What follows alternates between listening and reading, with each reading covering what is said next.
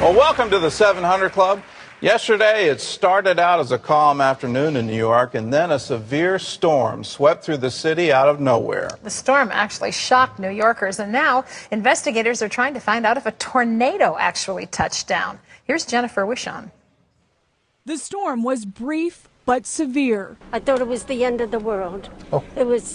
I had my life alert on me. I was going to press that. I thought maybe I was going to die. 70-mile-per-hour winds tore trees out of the ground. One man witnessed a long limb suspended 50 feet in the air and spinning.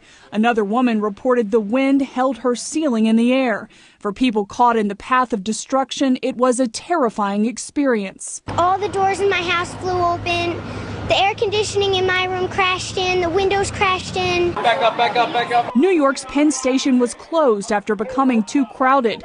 Thousands of commuters had no place to go after tree-littered train tracks were shut down. People who dared to drive through the storm say it was treacherous. I just started screaming, there's a tornado. I'm in the middle of a tornado. It was just black. And a 30-year-old woman died when a tree fell on her parked car. Elsewhere, numerous minor injuries were reported.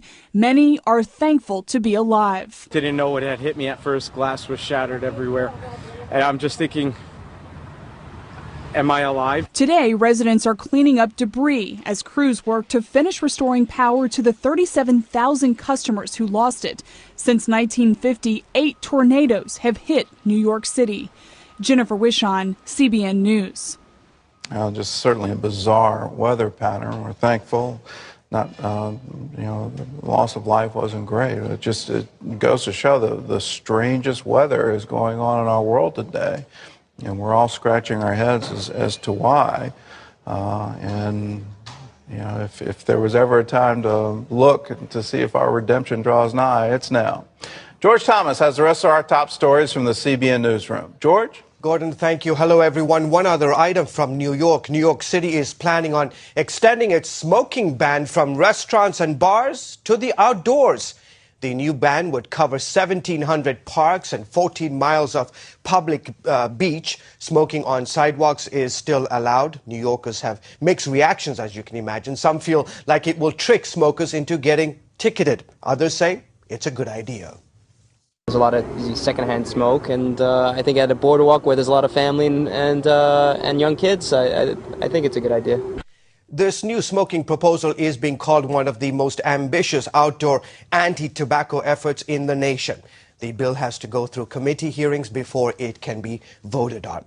The largest church in the Assemblies of God denomination is now a Hispanic church.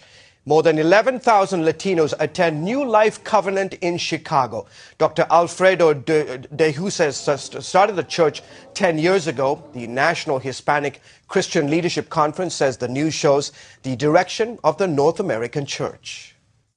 The future of American Christianity lies in the hands of the Hispanic American faith community, without a doubt. And de Jesus reflects that the future of American Christianity will be Hispanic, evangelical, and even more Pentecostal charismatic. Hispanics are considered the fastest growing demographic group in the country. The worst may be over for the United States economy. New reports show that fewer people are filing for job claims, and neither inflation nor deflation seem to be a problem. Some economists have been worried about the so-called double dip recession, where a second downturn comes on the heels of the first. But the evidence is growing that a second recession is unlikely. And Gordon, that is obviously good news for both businesses and consumers. Yeah, it's good news for all of us, and to see finally that there's some light at the end of this tunnel. But at the same time, there's greatest poverty in decades in America. I think the rate is 14.9% of Americans are living in poverty, below the poverty level. So today, we want to spend today giving you the secret